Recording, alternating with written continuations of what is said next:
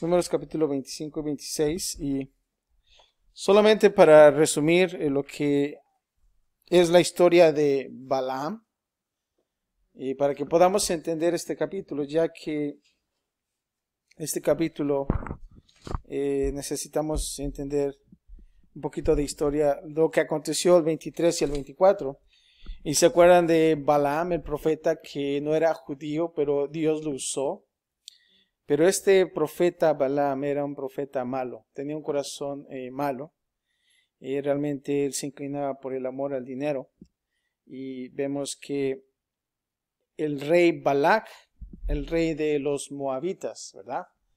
Y ya que se sentía intimidado por el pueblo de Israel, ya que estaba creciendo y estaba observando que tenía victorias en las batallas que ellos tenían contra otras tribus vecinas, pues él quiso hacer un plan de ataque, y él quiso que realmente su Dios maldijera al pueblo de Israel, ¿no?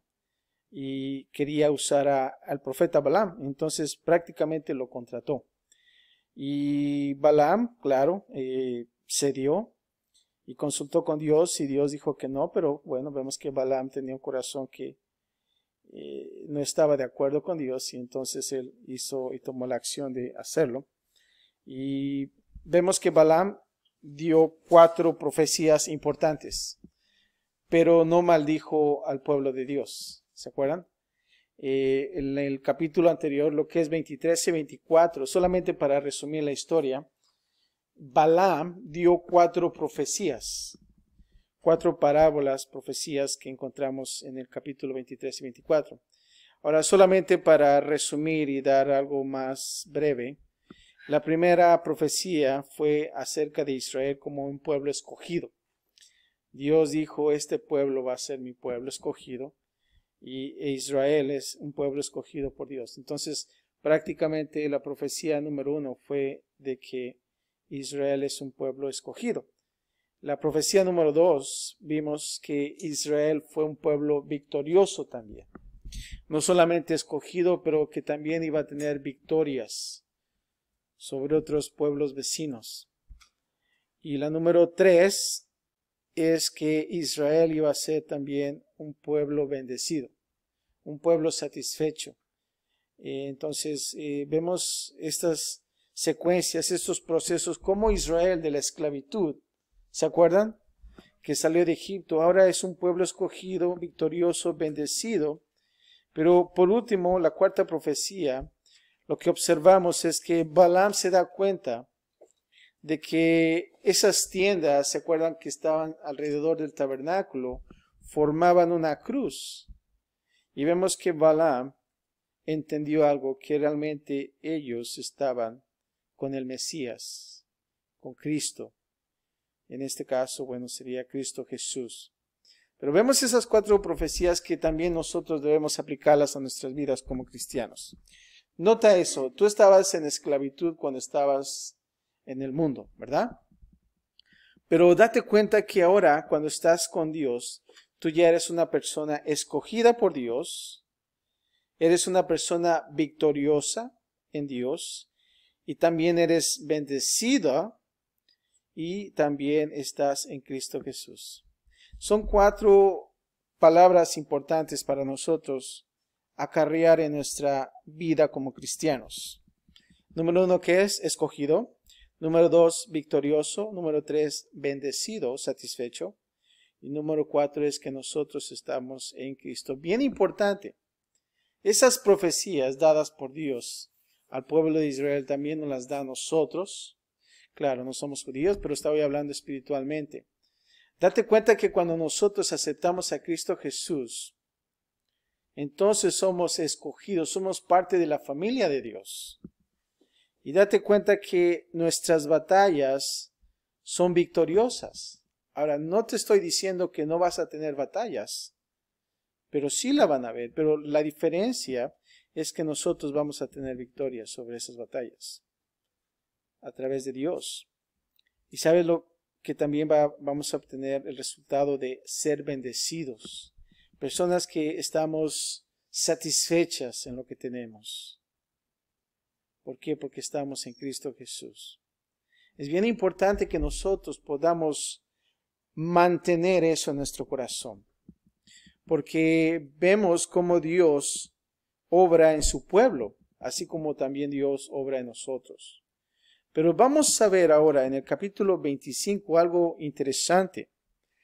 El título de este capítulo es El pecado de Israel con Moab. Nos damos cuenta que Balaam no pudo maldecir a Israel, sino que lo bendijo, y el rey Balac pues prácticamente se fue molesto, ¿verdad? No pudo lograr su plan y se dice que se fueron cada uno por su camino. Pero date cuenta que Balaam también, y lo vamos a ver a través de la historia, se dice que Balaam le sugiere al rey Balac, ¿sabes qué? Lo que puedo pensar es que no pude maldecir al pueblo de Israel porque Dios estaba ahí de por medio.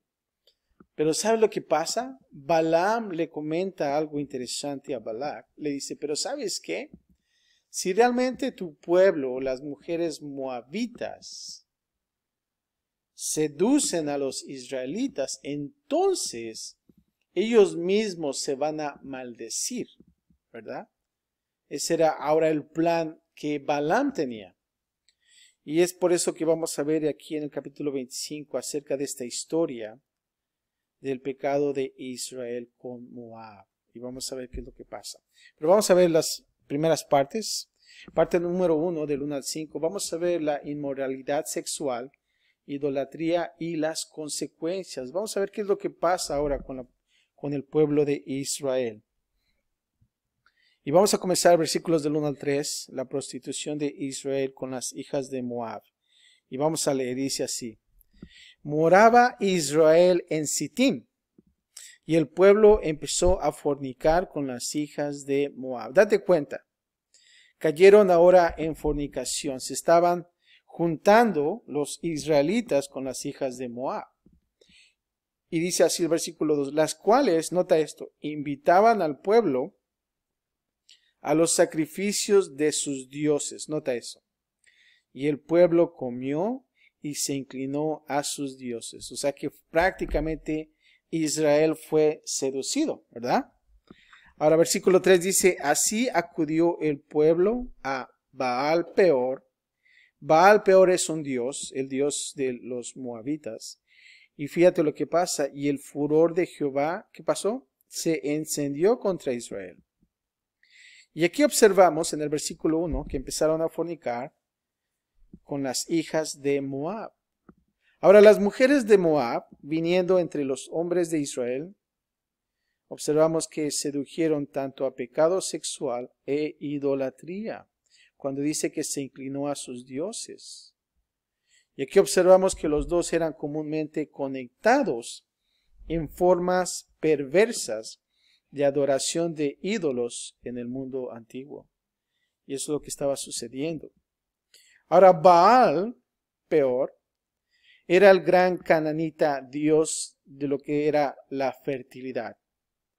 Y la adoración de Baal era una constante incitación para los hijos de Israel. Y vemos que aquí las mujeres introdujeron este dios Baal. Peor, ¿verdad? Ahora sí que la palabra peor es peor, ¿no? Y Balaam profetizó desde Bamot Baal, lo que vemos en Números 22:41, posiblemente de este mismo lugar Baal Peor. Y nota aquí que dice que el furor de Jehová se encendió contra Israel. Ahora, lo que el enemigo o lo que un enemigo nunca podría cumplir en contra de Israel, Israel lo hizo por sí mismo a través de, ¿saben qué?, la desobediencia. Y escucha esto, el mismo principio funciona entre el pueblo de Dios el día de hoy. Escucha esto importante, el ataque más poderoso de Satanás en contra de nosotros nunca podrá hacer tanto daño como nuestro propio pecado y rebelión en contra del Señor. Y eso es lo que va a pasar. Date cuenta que el Señor nos está diciendo, tú eres un pueblo escogido, tú eres un pueblo conquistador, victorioso. Tú eres un pueblo que es bendecido porque estás en Cristo Jesús. Pero ¿sabes qué? Nosotros mismos nos podemos maldecir a través de la desobediencia. Si nosotros desobedecemos a Dios, ¿saben lo que va a pasar? Vamos a estar de la misma manera como estos israelitas que fueron seducidos por estas mujeres moabitas. Esencialmente, después de su fracaso de maldecir a Israel, Balaam le dijo a Balac: yo no puedo maldecir a este pueblo, pero tú puedes hacer que se maldigan a sí mismos por medio de incitarlos a rebelarse en contra de su Dios. Y eso es lo que hizo Balaam. Y vemos aquí este consejo perverso de Balaam, de rebelarse con los enemigos de Dios. Y lo vamos a ver también más adelante en Números capítulo 31, más acerca de esta historia de Balaam. Y no solamente en el Antiguo Testamento, pero ¿saben qué? En el Nuevo Testamento se menciona mucho acerca de este Balaam. Y claro, no en buena manera, sino que realmente de una forma mala. Ellos lo llaman la doctrina de Balaam, que realmente estaban en contra de las cosas de Dios. Ahora, versículo del 4 al 5, vamos a ver qué pasa. Juicio de Dios sobre los ofensores. Y dice así: y Jehová dijo a Moisés, ahora nota esto: toma a todos los príncipes del pueblo y ahórcalos ante Jehová delante del sol. Y el ardor de la ira de Jehová se apartará de Israel. Nota esto. Y a veces nosotros pensamos: wow, qué feo es, ¿no? Que estas personas iban a ser ahorcadas. Y esa es la orden de parte de Dios. Versículo 5 dice: entonces Moisés dijo a los jueces de Israel: matad cada uno a aquellos de los vuestros que se han juntado con Baal peor. Nota aquí que Dios es un Dios fuerte y celoso. Y vemos aquí realmente la consecuencia. Dios pensó importante que los ofensores fueran juzgados abiertamente. Este no era un pecado para mantenerse escondidos. Aquí va a ser abiertamente ante el pueblo. Los pecados abiertos deben de ser tratados abiertamente. Y vemos aquí que dice: matad a cada uno de ellos, los que se han vuelto a este Dios Baal peor. Ahora, cuando el pecado tal como este es tolerado o incluso aprobado en una cultura, es una muestra segura de decadencia. Y Moisés no aceptaría esto. Él ordenó a la comunidad que trajeran a los ofensores para ser juzgados, para mostrar que ellos no aceptarían este tipo de pecado en medio de ellos. Y es por eso que se hizo de esta manera. Ahora, en la segunda parte vamos a ver del 6 al 18, un pecado fragrante juzgado. Y si tú preguntas qué es la palabra fragrante, es una palabra que quiere decir que se descubre mientras se está cometiendo.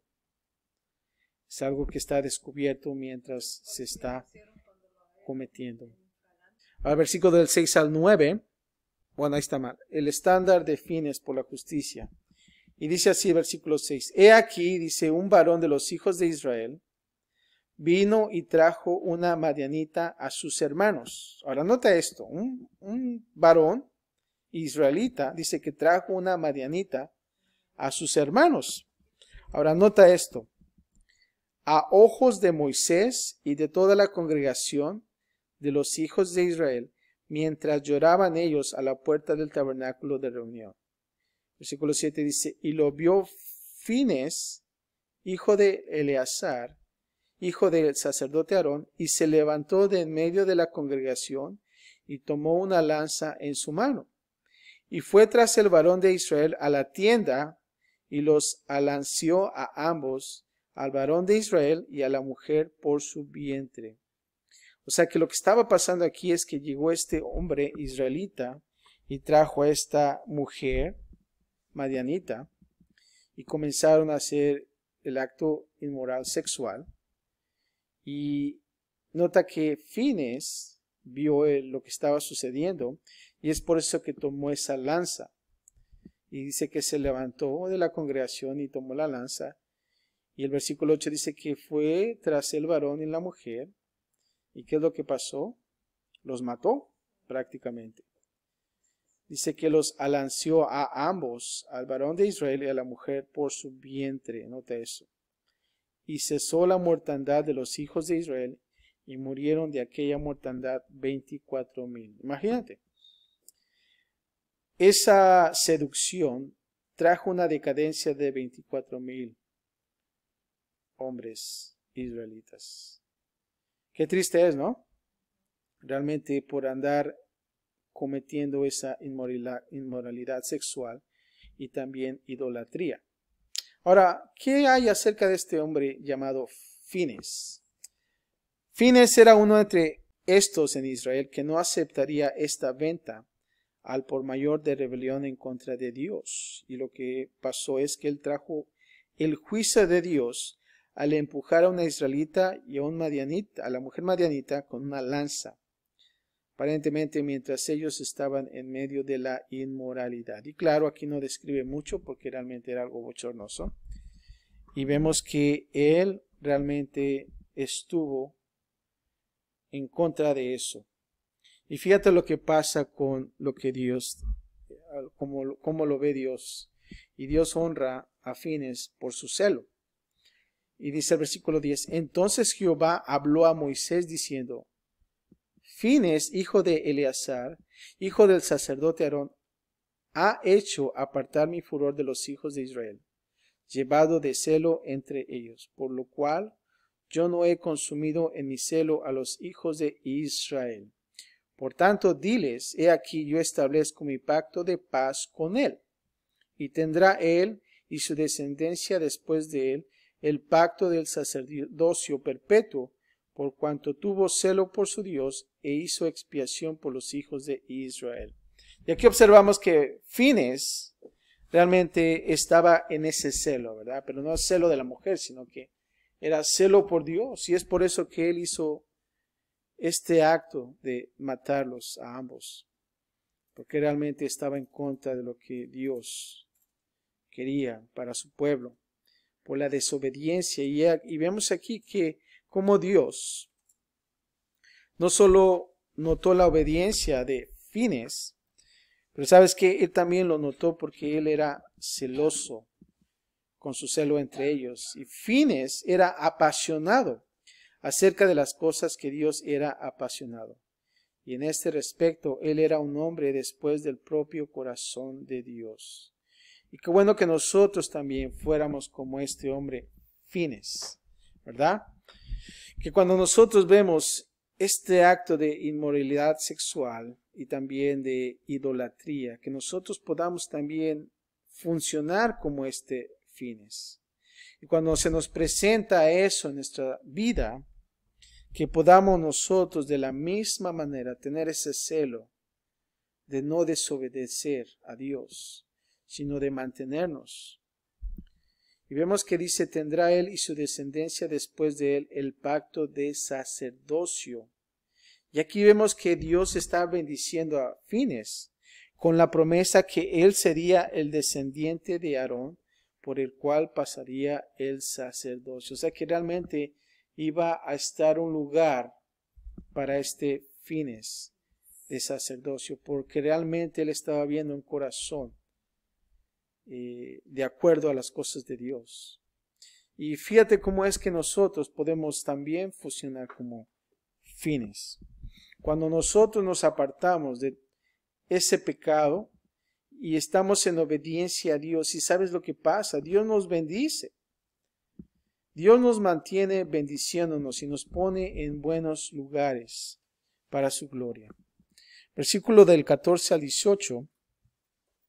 Dios ordena a Israel hostigar y atacar a los medianitas. Dice el 14, y el nombre del varón que fue muerto con la madianita era Simri, hijo de Salú, jefe de una familia de la tribu de Simeón. Y el nombre de la mujer madianita muerta era Cosbi, hija de Bil, no es Bil Cosbi, hija de Sur, príncipe de pueblos, padre de familia en Madián. Y Jehová habló a Moisés diciendo, hostigad a los madianitas y heridlos, por cuanto ellos os afligieron a vosotros con sus ardides, con que os han engañado en lo tocante a Baal Peor. Y en lo tocante a Cosbi, hija del príncipe de Madián, su hermana, la cual fue muerta el día de la mortandad por causa de Baal Peor. Nota aquí que realmente dice que os han engañado. Y de la misma manera, Satanás está aquí para nosotros porque él quiere robarnos, él quiere destruirnos y nos quiere también engañar. Él es el engañador. Y vemos aquí que realmente ellos fueron engañados, pero también ellos fueron desobedientes a la palabra de Dios. Y creo que es importante entender esto. Ahora nota aquí cuando dice, hostigad a los madianitas y heridlos, porque ellos afligieron al pueblo de Israel. Ellos no debían mostrar tolerancia hacia esos que traen el pecado en su centro y cambian sus corazones lejos de Dios. Ellos debían luchar contra los madianitas cada oportunidad que tuvieran. Y creo que es importante entender esto. Yo sé que aún hoy vemos esa doctrina de Balaam. Y si tú preguntaras, bueno, ¿cuál es la doctrina de Balaam? ¿Qué quiere decir? Bueno, prácticamente doctrina quiere decir enseñanza, ¿verdad? Enseñanzas, principios importantes de Balaam. Ahora, ¿qué quiero decir con esto? ¿Por qué digo la doctrina de Balaam en nuestros días de hoy? Bueno, lo que ahora en nuestros días está pasando en el ambiente cristiano es que están diciendo, bueno, pues está bien, tú puedes ir los miércoles, los domingos a la iglesia, pero ¿sabes qué? Pues también tienes que divertirte, ¿no? Y hacer cosas que otros también hacen, como el mundo lo hace, ¿verdad? Y lo que quieren hacer es traer esa combinación de pecado y de ser cristiano, ¿verdad? Y vivir un pie en el pecado y un pie en las cosas de Dios. Y eso es lo que es la doctrina de Balaam. Y veo aún en nuestros días de hoy la juventud en la iglesia. Y creo que me doy cuenta que la juventud ha incrementado más en las iglesias en nuestros días. Pero a veces observo también el tipo de vida que los jóvenes tienen. Y ellos tienen una vida de la misma manera como la gente en el mundo, envueltos en inmoralidad sexual, envueltos en cosas que realmente Dios no le gusta que estén envueltos. Y ellos lo ven como algo normal. Y eso es lo que es la doctrina de Balaam. Y lo que Dios quiere es que nosotros no seamos parte de ello. Y es por eso que en el Nuevo Testamento los personajes, y aún así en el libro de Apocalipsis se menciona acerca de esta doctrina falsa, de este Balaam que trata de combinar esas dos vidas y poder decir, bueno, todo está bien, no hay ningún problema, ¿verdad? Y la gracia de Dios está ahí, Él te perdona, sí te perdona, pero no debemos nosotros abusar de la gracia de Dios. Y creo que es importante entender eso. Nosotros debemos ser personas apartadas para el uso exclusivo de Dios. ¿Por qué? Porque nosotros debemos mantenernos en esa victoria, en esa bendición, de esa relación con Cristo y de saber que somos nosotros pueblo escogido de Dios. Y eso es lo que es la triste historia que nosotros acabamos de ver en el capítulo 25. Cómo es que el pueblo de Israel fue protegido por Dios. Pero ¿sabes qué? Lo que puedo observar es que si nosotros desobedecemos a Dios, entonces vamos a ser maldecidos, ¿verdad? Y Dios nos promete esa protección, pero si realmente tú decides, como Balaam, ¿verdad?, desobedecer, y de que realmente tu corazón esté opuesto a las cosas de Dios, el Señor, ¿sabes qué? Lo va a permitir. Pero ¿sabes qué?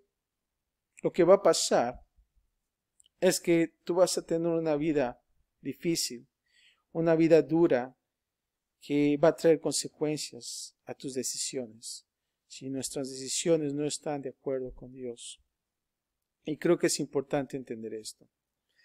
Ahora, tú podrías decir, ¿qué historia tan más cruel? ¿Cómo Dios pudo matar 24,000 personas, verdad?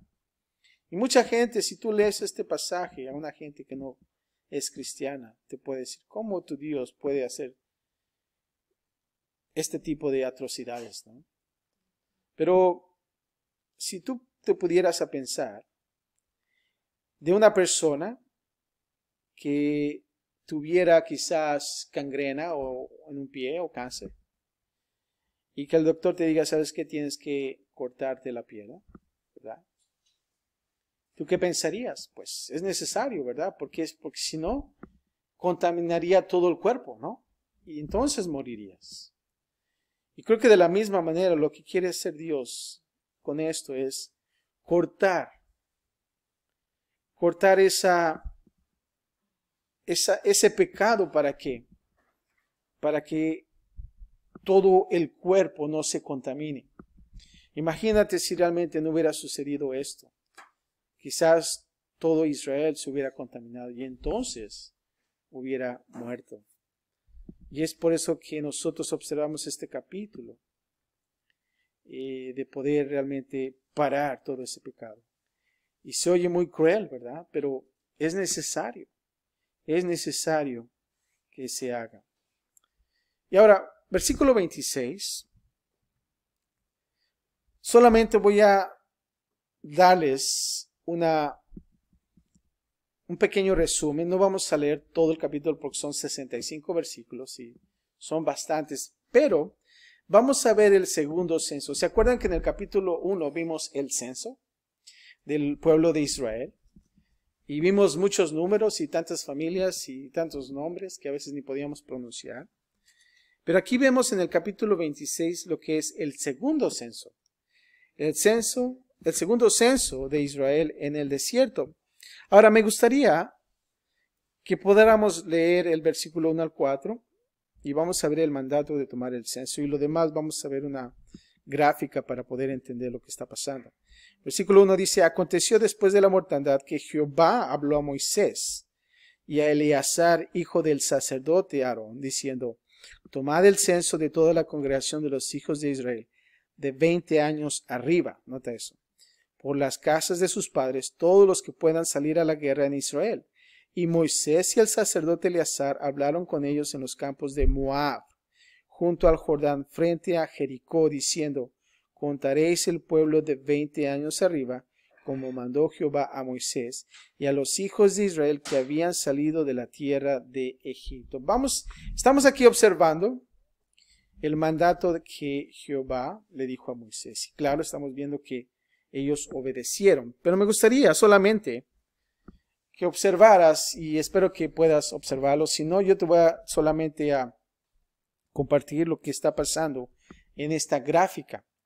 Solamente te voy a dar este capítulo resumido.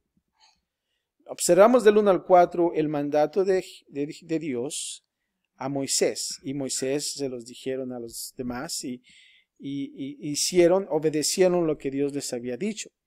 Pero vemos aquí todo el capítulo ya en una gráfica. Si te das cuenta donde dice antes, ese es el capítulo 1.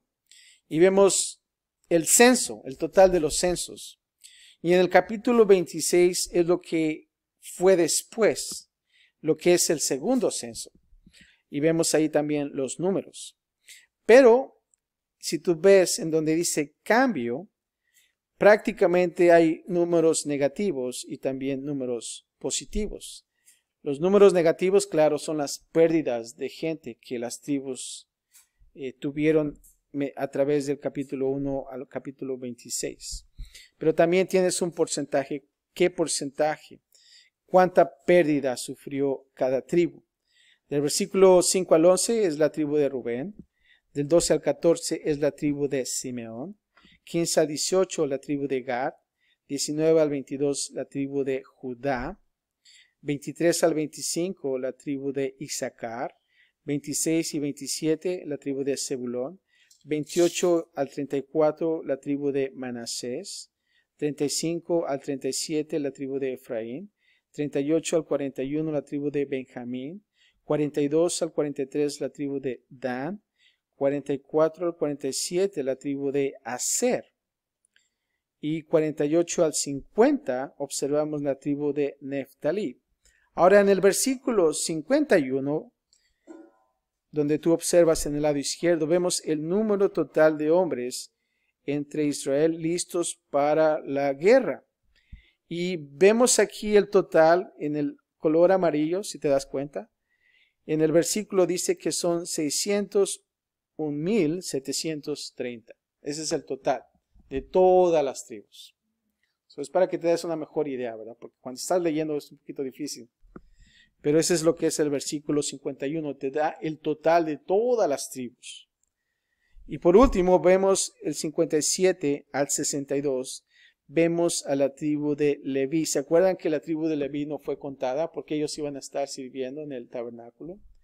Entonces ahí se puso que no fue contado en esos capítulos. Pero en el capítulo 57 al 62 vemos la tribu de Leví y también su herencia, que es lo que sucedió. Pero también vemos que del 52 al 56, el principio general de herencia. O sea que cómo se iba a repartir la herencia a los demás. Y se dice que las tribus más grandes reciben porciones mayores de tierra. O sea que si eras una tribu grande, entonces te iban a dar más cosas. Si eres una tribu pequeña, entonces cosas más chicas, ¿no? O sea que de acuerdo al tamaño les iban a dar también la heredad. Entonces, eso es lo que fue. Entonces, tú puedes ver en esta gráfica prácticamente qué tribu sufrió pérdidas a través de toda esa historia del capítulo 1 al 26 y qué otras ganaron victorias. Y puedo solamente daros un ejemplo. La tribu de Rubén perdió 2,770. Fue una pérdida para ellos. Una ganancia, puedo pensar en la tribu de Benjamín. Imagínate, ganaron 10,200. Bastantes, ¿no? Y tú vas a ver prácticamente ahí la serie de pérdidas y ganancias entre las otras tribus. Pero solamente para que te des una idea. Y prácticamente lo que el capítulo 26 es simplemente la gráfica, pero claro, es escrita. Y quise traerles esta gráfica para que a ustedes pudieran entender un poco más de lo que se trataba. Y por último, del 63 al 65, ¿se acuerdan que la vieja generación iba a ser desvanecida, ¿verdad? Por la incredulidad, y sabes que no iban a tener herencia. Y es lo que nos dice en el capítulo 63 al 65. Padre, gracias te damos por tu palabra, Señor, y observamos cómo Balac y Balaam, Señor, querían maldecir a tu pueblo, pero no lo lograron, Señor. Y vemos cómo tú tenías protección para tu pueblo, pero también observamos, Señor, que tu pueblo se rebeló, Señor, desobedeció, y vemos cómo ellos cayeron. Y Padre, queremos nosotros estar atentos a estas cosas, Señor, de poder entender dónde estamos. Somos escogidos por ti. Tenemos victorias en ti también, Señor. Y Padre, recibimos las bendiciones al 100%, Padre. ¿Y por qué? Porque realmente estamos en Cristo Jesús. Pero Padre, también entendemos que si nosotros desobedecemos, entonces cae esa maldición en nosotros. Así como el pueblo de Israel se mezcló con el pecado, Señor. Y vemos también esta perversidad, Señor, de fornicación e idolatría. Para que nosotros podamos mantenernos así como fines, con ese celo, Señor. Y Padre, sabemos que tú nos vas a poner en un mejor lugar, Señor. Ayúdanos a nosotros, Padre, a poder mantenernos en tu palabra, en esa relación contigo también, Señor. Y Padre, gracias por tu palabra, porque esto nos da ánimo para seguir adelante, Señor. Y Padre, Si hemos pecado, Señor, perdónanos y Padre, que podamos mantenernos, Señor, una vez más en el redil, Señor. Gracias, Padre, por tu misericordia también y por tu gracia, pero también no queremos abusar de ella, Señor. Padre, gracias en Cristo Jesús, y todos decimos amén.